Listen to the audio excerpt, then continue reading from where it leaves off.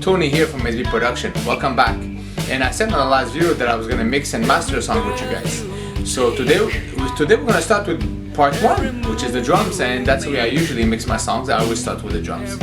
So we're going to use a song I used on the last video, and we're going to jump right in. I'm going to show you every single step I did to mix the drums. So let's get going. Okay, so here we are at the mix. Let's have a quick listen.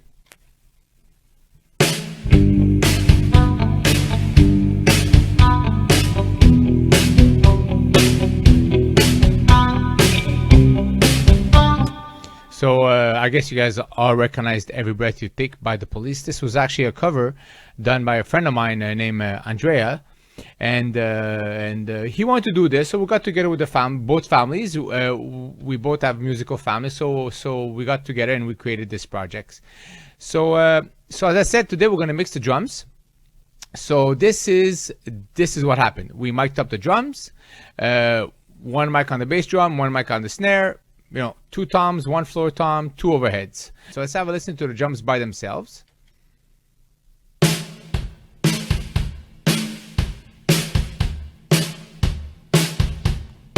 Right, sounds pretty good. It kind of sounded pretty good. So when I put it in the mix, I was like, listen to this. You kind of see that the drums kind of disappear in the back, and no matter what I would try to do, for some reason I couldn't get these drums out. Then it reminded me of a little software that a friend of mine gave me. It's called Drumatom. It's kind of a software like when you extract your drums and then you drop inside this little software, and it cleans up the background and kind of transforms your sound. So out of that, I took out the 3 tracks that I needed to beef up, which was the bass drum, the snare drum, and the floor tom, and I dropped them inside this little software, and I created these tracks. So this is how it sounds.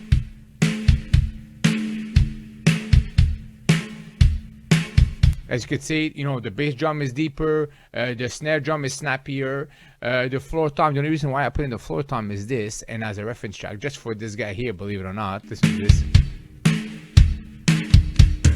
Just a boom. I kind of having fun, so I drop the track in there. So then I go, let me try that up, and I put that in the mix. I mix that up, and then this is how both of them sound together. Now let's mute one.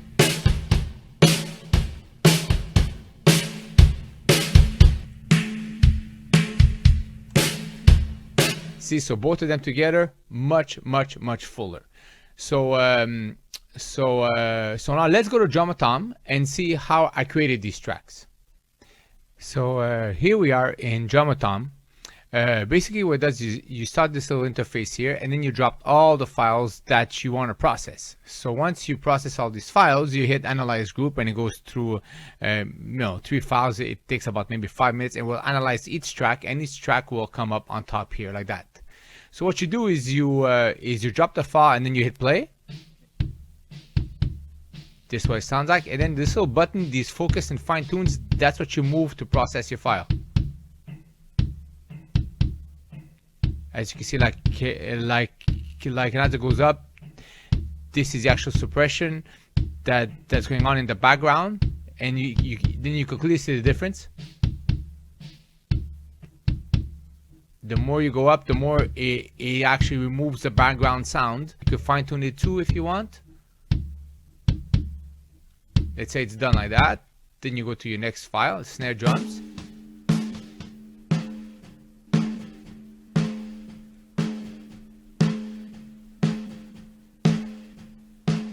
Right?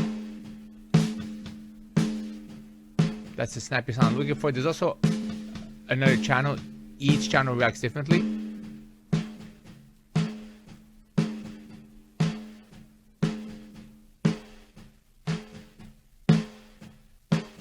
Just fine tune each track, and when it's done, you hit Export Group, and then they will export in files like this. You can see floor tom processed, bass drum processed, and snare drum processed. So once that's done, you can actually even go ahead and save the project and come back and fine tune it later. So basically this is what it does. And then the floor tom, just for like this. just for the boonk, you know, the little kind of funky sound I'm looking for. You get the drift, right? You just tune it up the way you want, and then like can you export the group, and it brings you back 3 files that are processed the way you want them. So now I'm back to PreSonus.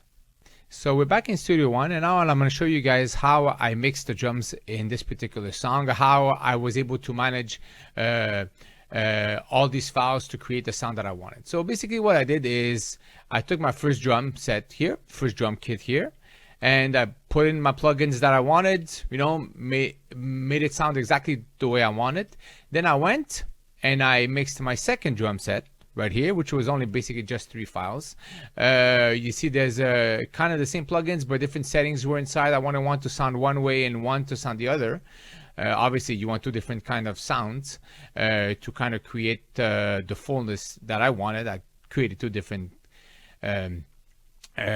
bass drum sounds. So let's have a listen to the bass drum, to the kick drum by itself.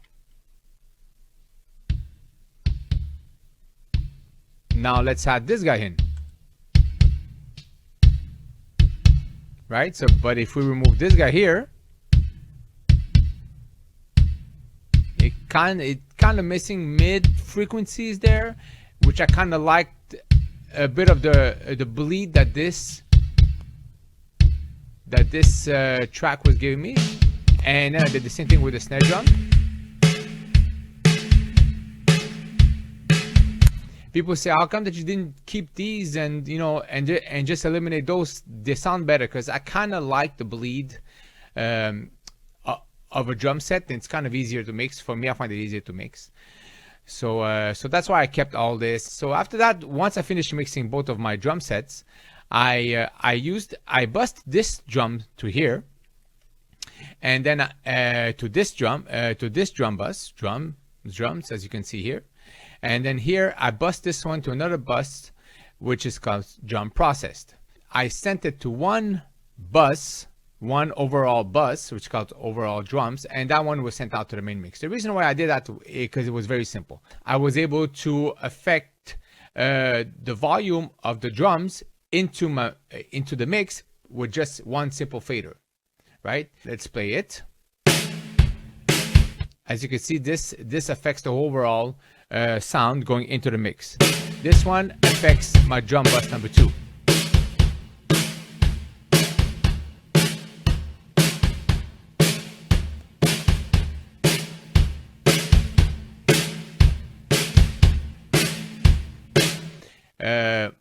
Of course, that I could have, you know, sync these 2 together like this, I guess, and go up and down. I could have probably done that, but you know, why go every time, shift it? Because since you can't group buses, you would have to every single time, hey, just add another bus.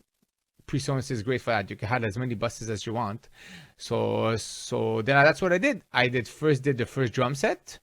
Oh yeah, kind of. So I did it is I did the first one like this, right? Played that one. I kind of liked the overall sound. Then I stopped it, and then I played this one. I like the overall sound. Then I played both of them together.